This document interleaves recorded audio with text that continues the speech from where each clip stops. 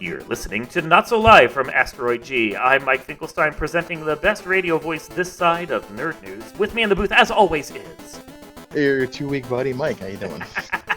It's been a bit longer than that, but we're trucking through at this point. I'm here every other week, tease. I pop in every now and again. Well, they don't know that. They're here every week for you. That's fair. That's fair. It's just because we record every other week. Hi, everybody. This week we're going to be doing a bit of an unusual thing for us now. We haven't done nerd news since season 4. We're in season 6 now, for those of you just catching up. But we haven't done nerd news properly since season 4. But there's been some interesting things that I actually feel like are worth talking about just on the nerd news and other news front. And while this might date this episode, I also think, like, for the long term, some of the stuff is interesting. We're going to cover the least essential of the things that have happened recently, but only because I think it's, in a dark and comical way, funny. And no one cares about oligarchs. So, the recent death of 5 people aboard the Titan submersible that was heading towards the Titanic, so they could have a tourist trip, I guess. Let's, before I get into all my thoughts on it, Mike, why don't you share yours? So, like, you had to sign a death waiver to even get on this floating coffin. Like, the only person that I feel bad for is the kid. Because, news has come out that the kid didn't want to go. He went to spend Father's Day with his father. That's hurts. That's rough. That's rough. That's rough. Everybody else that got on there and that absolute fucking maniac that drove that thing down there, you got what you deserved. Like, well, yeah. You were on a vessel that had a window rated for 1,300 feet or 13,000 meters, and you were going to 4,000. What did you think was going to happen? Yeah, or 40,000 from 13,000 or something. Yeah, like it was some kind of. It wasn't even close. It wasn't to what close. It was rated for. Not even close. I saw a diagram that was illustrated by XKCD because they were repurposing something they did. And someone online was like, so when you watch the movie, there was a movie about a U-boat that crashed. And they were worried about the pressure inside the sub that would crush them. That was at 300 feet below the surface of the ocean. At that point, subs of like the 1940s, 1950s started having issues. Now, our submarines are better, yes, but that was prime military technology, and 300 feet was enough to crush a submarine. You mean to tell me that the stuff this guy bought at Camping World and put into this whatever you want to call it didn't meet those qualifications? Yeah, for like 13,000 feet down where the Titanic rests on the ocean floor. Yeah. Like even that alone, I'm sitting there going, I don't really feel comfortable with this. I also think that there's a certain amount of hubris in visiting the Titanic, a ship famous for sinking and killing people, in a submersible named the Titan. Like, you're just asking for Mother Nature to be like, cracks its knuckles. Hold my beer, guys, I'm on this. Like, yeah. Like, my wife works for a nonprofit, and she deals a lot of like like nautical stuff because of where she works and whatnot. And she's very adamant that like this is a grave site. Yeah. It's a resting area for people. You shouldn't be going to tour it like it's your fucking local Disney World. Yes. And like I get it. There's some merit to like the scientific value of going down there to like study and learn and whatnot. But you literally charge $250,000 to take somebody to die. Yeah. You want to study it? You do it in a robot. Yeah, yes. You don't go down there with people and disrespect the people that died there. And like, I don't know. Like I said, the kid I feel bad for. Everybody else, you went on this thing and you did something really stupid, and you should not. The pictures that they show, there was like levers with duct tape and Sharpie marker written to like ballast to like flush and like like to fill. Like, why are you getting on this thing at all? You're insane. Yeah, no, you are insane, and that's the thing. Like, it was rich people on a thrill-seeking expedition thinking they were invincible. And it is rich people. Like, as you said, $250,000 to go take, a couple of hours on a trip of the Titanic, which is just pushing your fucking luck. It was like 8 to 10 hours round trip or something. I think it's like 2, 3, 4 hours to get down there. You stayed and then you come back up. It was supposed to be like, a thing that wasn't, to be like a half a day's excursion or whatever. But I mean, they lost communication with the vessel like less than 2 hours in. So I mean, it went wrong quick, and you feel for the families. Sure, it's tragic, but at the same time, like, you had to be an absolute moron to get on this thing if you thought it was any kind of safe. If you have to sign something to say, if I die, you're not held liable. you shouldn't have gotten on Yeah, it. I'm no. sorry. There are 3 simple rules for life. 1, you don't live on a house on an Indian burial ground. Right? 2, you don't touch a Ouija board. Uh-huh. And 3, you don't visit the cursed ship, the Titanic. Okay, we should Yeah. all just be able to agree on this. Yeah, I've seen Ghost Ship. I know how this ends. Yeah. Oh, I've seen Ghost Ship too. Which, by the way, terrible movie with the first like 5 minutes of a really fantastic fucking movie right at the Yeah. start. That Oh opening god, yeah. scene. Oh, The death scene in the beginning with the wire. Oh, so good. yeah. We're getting off topic a No, bit, but no, oh man, no, no. so We're good. not, because that's 1. It's horror movies, which we cover now, and 2, that's about as bad as the Titanic, and that is a gloriously fucked up opening to that movie. Yeah. It sets the bar so high, and the movie is unable to meet it afterwards. Yeah, yeah. It's sad. There's some good Yeah. CGI in there, Mhm. the end or whatever, but I Yeah. mean, at the same time, pretty bad movie. I do own it though. I have to review it at some point for the website. That will happen sooner or later.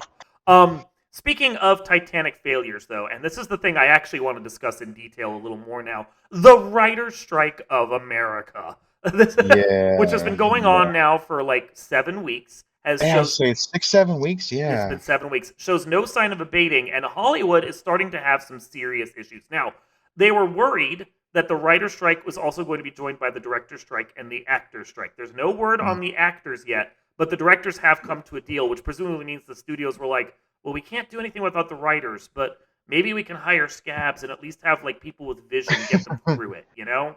It's funny because like the people that really are like the backbone of a lot of things, and yeah, Mhm. they get credited here and there, and there's obviously credits that they're in there and they get some credit, but they're not as well known as like the directors And as well or paid. some yeah Yeah. exactly. I mean, they see that we don't need these writers, but oh boy, shit, we better get this deal done with the directors before we lose some real clout here and whatnot.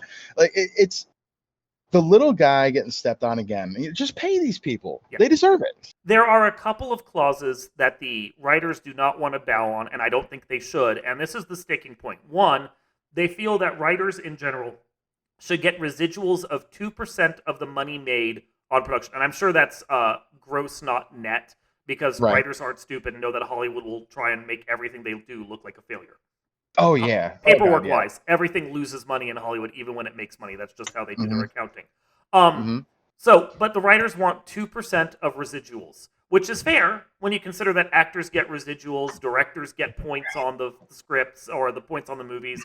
Everyone except the writers gets that. Writers are criminally underpaid, generally have to work second gigs to make ends meet, even when they write a successful script.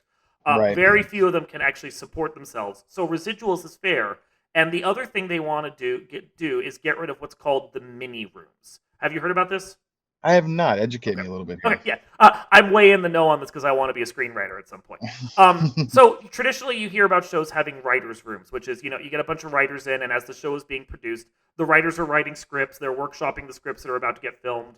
A writer is generally on set to keep an eye on the episode and help if quick rewrites are needed. That's what a writer's room does. The mini room is a new thing that's been introduced in the last couple years, and essentially it's a smaller writers' room. Instead of like the 8 to 10 to 12 people you have, it's like 4 to 6 people that are supposed to bang out an entire season of a show before the show is produced, and then they're fired, and the showrunner has to basically take over all creative duties after that point. It's a way, they say it's a way to save costs and get a show into production faster, but what it really means is we don't have to hire as many people or pay them as much. It's so devious, It isn't it, is. when you put it It that is. way? Well, and the other thing it does is because they're not on set, because the showrunner has to do all the creative stuff, which, by the way, generally means the show takes longer to produce because that's more things for the showrunner to do. It Amazing also how they drag their feet when it comes to that point, isn't it? Right. It also means that the creatives that would normally learn from being on set and seeing how things are directed and learn the production side of things after writing a script no longer get that experience. So all those people that worked their way up no longer have a chance to work their way up. So it's this weird thing where like everything that's supposed to be done to help a writer actually become successful has been gotten rid of in the last few years, especially with the rise of streaming and Mhm. writers not getting residuals on streaming and everything else that happens. So it's like the contract negotiations sound perfectly fucking fair, and the studios won't budge. It's like it's really just the world we live in nowadays. Like things Mm-hmm. have changed so much in the last like 4 to 5 years alone that Mm-hmm. they're just light years apart where they were even 20 years ago. Like it's crazy. Like there is Mm-hmm. the fact that like things that like have been gotten away with for so long, that like some of these like Hollywood bigwigs and big shot studios have done just for years, and no one's even noticed, that now is getting attention. And like y'all need to like get your comeuppance, is what I'm thinking here, because like you've been doing this for years and people have suffered for years, Yeah. like this, in poor working conditions, or just underpaid, Mm-hmm. like to your point, like not even part of the creative process and getting some life experience learning Yeah. and Which is just important. like, and it's very important, to kind of like educate yourself and move on, and what can I do to expand and grow next time. You don't even get the chance to do that, Yeah. just to save a few bucks here to put more money in your pocket. It's gross. Well, it's like, as much as I don't like Joss Whedon, I think at this point he's come out as a misogynistic prick. Even though at one point he used to write some of the best female characters around. Although if you go back and watch him now, you can see how he didn't. But like that was the thought on him. Mm, But he worked his way up as like a script doctor on movies like Toy Story, and writing scripts like the original Buffy and other productions like that. Would he mhm. have then been able to go on and run a show like the 1997 Buffy the Vampire Slayer and Follow Up Angel and Firefly and all those if he hadn't started as a screenwriter, actually hanging out on set, getting to see how things were produced? I don't think Mhm. so. And you can point to a number of people. Most of them aren't Kevin Smith, who just gets to like make his own movie and suddenly kind of sort of work his way upwards, even though he mostly does his own thing. Like most people don't get to do that. Most of them have to work their way up through the industry, and you can't do that if the industry won't let you work your way up. Like, Yeah. Yeah. yeah, yeah. Quick shout out here to Kevin Smith too. Like my jersey's showing, but I've met him and Jason Mewes. They're both really cool guys. So Like I'm it's not gonna lie. not to harp on this point too much, but it's really kind of funny because you have a good story of Kevin Smith, and I really wish Josh was here and didn't have to take like a hiatus from the show for a little while, Mm. because he has a terrible story about Kevin Smith. Oh no! Like yeah, I've been to his comic book Mhm, store in Red Bank, New Jersey, and like got to meet him there. Like he's just just a cool dude. Like he didn't spend a lot of time with you mhm. because like, he was just kind of there. I'm like, Yeah. oh, and respectfully, like, I know who you are, love your work, kind of thing. And he was just Mhm. like, hey, thanks, man, I appreciate that. Like Yep. you don't want to. They're people too, and a lot of people forget that. Like Yeah. just walking up and make a scene, like, oh my god, it's oh my god. Just Well, and be nice, be candid. that was what happened. I think not the oh my god part, but like my friend Josh, our other co-host here, he was at a convention that Kevin Smith was at, and he saw Kevin Mm. Smith walking down the hallway, and he just like, "Hey, big fan," and Kevin Smith just not only brushed him off, but like I think told him to fuck off or something, and it was just really rude. And like Wow. afterwards, he was bitching to his girlfriend about it, now his wife, about it, and Jason Mewes, who was nearby, overheard and came over and was like, "Dude, I gotta." He was on the phone. He's like, "I gotta call you back later, dude. I gotta go take care of this." And like he did damage control and was like, "Nah, he's Yeah. just having a bad day. It's not really him normally." And Mm. hung out with him for like 15 minutes and did pictures and everything. Mewes was fucking great, That's but amazing. Yeah, yeah. I but met him at a bar, like when in Jersey. I was at nice. a bar like in my 20s or whatever, and he was just there, kind of chilling because That's he, Mewes for from the you, local. yeah, Yeah, yeah, just yeah, chill. And I'm like, oh my god, like, and I'm yeah. drunk, and I'm like 22, 23, and doing what I told you not to do, going up, like Exactly. making a Yeah, scene yeah, and whatnot. yeah. But he was totally chill. He's like, yo, what's up, bro? Have a drink. I'm like, oh my god, it's Jason Mewes. Ah! Like, he was a Uh, really cool guy. So hearing that, him doing a little damage control for his buddy, Kevin, so mhm. it doesn't surprise me at all. No, Like he's a no. really, really good guy. They both are. So maybe he was having a bad day, Kevin Smith, Yeah, whatever. I But chalk it up to but that. yeah, but I mean, you can tell just from that and my interaction with him. Jason Mewes, overall, stand up guy. Stand up, dude. Yeah, no, like everything you hear, like he's had a bit of a rough patch because he got into Yeah, drugs and so forth right, and right, had to right, clean himself up with the help of his friend Kevin Smith. No faulting right, that right there. right. But yeah, you could tell that he went through a patch, but he's doing better now, and the dude just seems like in life he's just a cool, chill guy to hang out with. So if you have a Mhm. chance, hang out with Jason Mewes. Yeah, if the opportunity presents itself, take advantage. Take advantage. Unlike getting on a submarine that's going to kill you. Take advantage of hanging out with Jason Mewes. Don't take advantage of Jason Mewes. That's a different thing. That's like Yes, yes. Whole different whole conversation different thing. altogether. You get consent. Maybe he's into it. Maybe he's not. But get consent first. That's Look, all I'm saying. Yeah. I seen Zach and Miri make a porno. The dude might be into it. I'm just saying. Now, on the subject of fans going, "Oh my god," I was hanging out with a guy on Times Square way back in college, and we saw fucking Carson Daly and his girlfriend at the time, Tara Reid, and I'm like, "Oh, look, Oh wow. it's well, that was where MTV was filming Yeah, yeah, Total Request Live, so they were yeah, clearly like on the down low, coming out, trying not to make a scene of it, and I was like, "Oh." My friend was like, "Oh, look, it's them." And I'm like, "Oh, yeah. okay." Great. Yeah, Thumbs and then up. he's like, "I gotta go over and talk to them," and he demanded like autographs and everything. I was like, "Okay, this is Yeah. awkward for everyone involved." don't, don't do that to people. Like Jason Mewes at a bar is one thing because a bar is a social situation. If you see stars on the street, maybe don't. Yeah, like, and Yeah, if you're going, if you feel the need to, which some of you might, I you mean, we're might, all you human, might, yeah, sure. You yeah, see somebody you love, great. Remember, they're people too. yeah. Be discreet, be candid. I think they'd respect that. Honestly, they'd probably even just be appreciative, not being bothered at all. Not But at people the at all. same Yeah. time, they understand that, you know what, you're a celebrity, you signed up for this, but try to be respectful to them. Maybe you That's could all do I'm like the surprised eye lift and then a quick nod and then move on without like saying. drawing attention. That way they know, oh, I recognized you and I respect you enough to leave you alone. Yeah, of Yeah, course. yeah, yeah. So lessons we've learned: 1, don't get in a submarine. 2, hang out with Jason Mewes, and otherwise 3, leave celebrities alone. So, Yeah, yeah. Good life lessons to live by. this has been Not So Live from Asteroid G. I'm Mike Finkelstein, and I swear I will not accost Jason Mewes. Well, maybe you won't, but I might. And we will see you next time.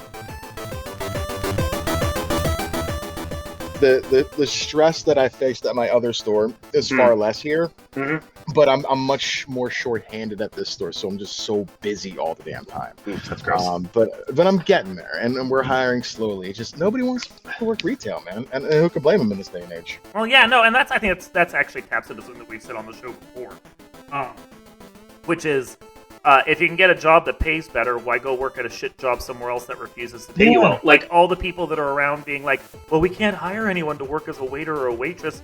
Well, it's because you're trying to pay them $2.50 an hour. Yeah. Like, and we've upped our pay in people too. But I mean, at the same time, like, if so many people are able to get flexible workings from home or whatnot, like my wife does that. If you can do that and you have a degree that you can do that, like, don't work in a fucking store. Like, I feel you. I do. I feel you.